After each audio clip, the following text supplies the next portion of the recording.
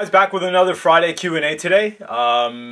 Few questions that we got on the blog today that I want to answer. It's been a pretty crazy week. It's March break for my kids right now, so and we've got Q potty training. That's been a hot mess. Like, it's been ridiculous, but I think we've got him under control, and you know, he's running around without diapers. We go the whole cold turkey method, so you know, he doesn't like sitting in his own you know what. So that kind of creates that motivation to really want to go to the toilet. But enough about that. Let's get to the questions today. First question comes from Jim, and he wants to know, so as you know, I made the announcement that the SFG is coming to Toronto, and next month in April I'm also assisting at the Boston Strong First Level 1 certification. So I've been getting a lot of questions about finishing your snatch test or getting comfortable snatching the 24 kilogram.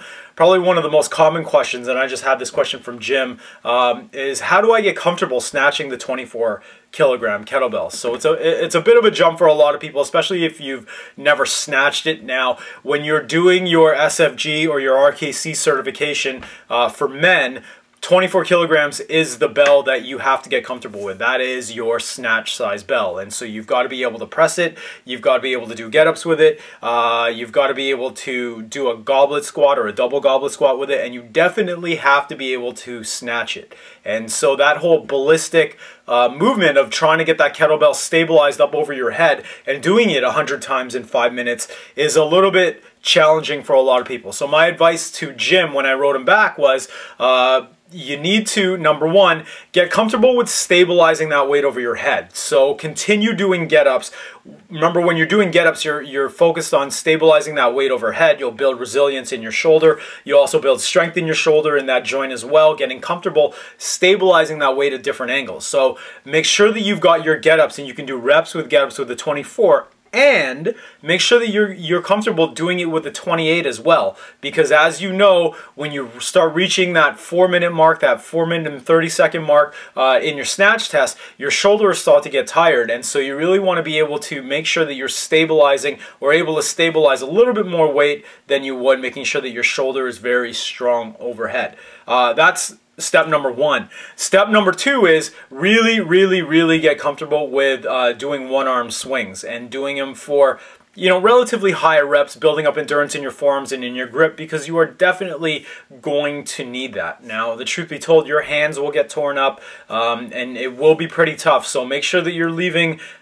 I mean, when I first did my RKC, I prepped for 4 months straight. It wasn't something that I just signed up for in a month and then went to it the month after. And so the RKC or the SFG level 1 certification, you have to prepare for it. You've got to make sure that you're over prepared and that you can get through that snatch test. If you're able to, find a local kettlebell instructor who is SFG or RKC certified and have them take a look at your technique and see if there's any tips or tricks that we can kind of help you out with. So that was my advice. Heavier get-ups, 28 kilogram kettlebell, get comfortable with doing 24 kilogram kettlebell get-ups as well for higher reps, and one-arm swings. Get used to doing one-arm swings, especially heavier one-arm swings, I would say, with the 28 kilogram if you have access to that kind of bell. Okay, so that was a question from Jim. Another question that I got was from James in the UK, who is a soccer or a football coach, and he wanted to know what kind of kettlebell workout or kettlebell, I guess, kettlebell exercises or circuits would help him improve his sport performance. And so the answer that I gave James was, and I guess you'll see a common theme here, especially if you're participating in sport, and I know this because I've got my athletes who are volleyball athletes doing this right now, is get-ups and swings. You really can't go wrong with that, especially if you're in season right now, which I think James is in season in the UK with his soccer season. So what I had said was just focus on doing get-ups and swings, making sure that you're waiving your days, and the conditioning aspect, 9 times out of 10, if you're at a higher level, you'll be getting a lot of the conditioning just based on your sport performance. So doing additional conditioning, i.e. going for swings and trying to do high reps, I don't think will actually help you while you're in season. I think it'll actually hurt you because you may become overtrain. If you're getting enough cardiovascular work, enough sprint work, enough sport-specific conditioning during your practices, if you're training, say, if you're practicing 2 to 3 times a week, then I think that'd be more than enough from a cardiovascular perspective. So just practice your get-ups and swings on the days that you are not training for your sport. Make sure that you have one full day off of recovery. Make sure that you're getting enough sleep. Make sure that you're eating the right foods to fuel your workouts and to fuel your training.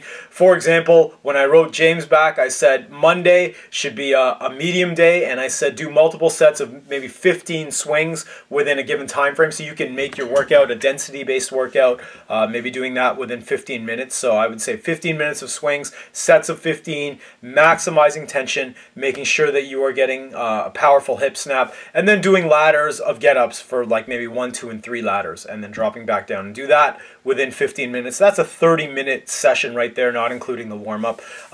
Tuesday, you would do your sport practice, so don't do any kettlebell training or any strength training on that day. Wednesday would be a heavier day, so that means do multiple sets of 20 swings. So now we're just upping it by 5 swings, staying within that same density time frame of 15 minutes, and then doing get-up sets of 3. So 3 on the left, 3 on the right, take as much rest as you need, and then do as many sets of 3 as you can within that 15 minutes. Thursday would be a sport practice day, so you know, soccer training or whatever. Again, no strength training. Friday would be a light day if you assume that you're competing on the Saturday. So I would put a light day of training prior to your competition day. That means multiple sets of 10 swings within a 15-minute period, so same density period, and then get-up sets of singles. So just single get-ups, left, right, take a break if you need to, or just keep on alternating within that 15 minutes. That should keep you nice and refreshed and ready for competition on Saturday,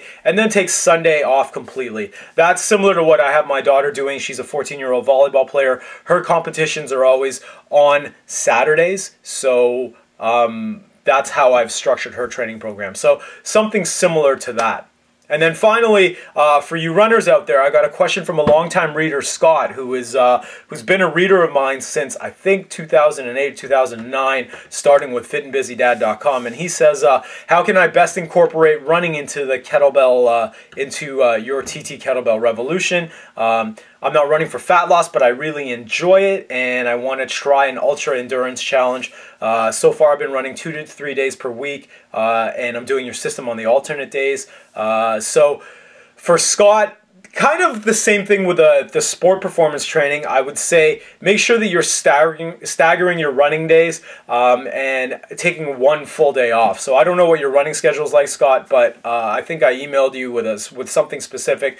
But definitely make sure that you've got one full day off. You can combine your light run with a lighter kettlebell day if you wanted to, just to give it a bit of a contrast. But on a heavy run day, make sure that the next day after that you're not training heavy with the kettlebells, just to give your body enough rest and recovery. Again, make sure that you're foam rolling, make sure that you are getting enough flexibility work, and obviously, as with the sport training day, the most important thing is making sure that you're getting enough recovery. So that's my advice to Scott. So those are the 3 questions that I wanted to answer this week. Again, Boston SFG coming up, Toronto SFG coming up in November, and those of you that have asked about the Toronto SFG, I will be holding a prep workshop, so stay on the email list, and I'll let you know about when that is and where it's going to be, and we'll go from there. Okay, guys, Chris Lopez, fitandbusydad.com, kettlebellworkouts.com, and check out the blog and make sure you download your free report, and I will see you next week for another Friday Q&A.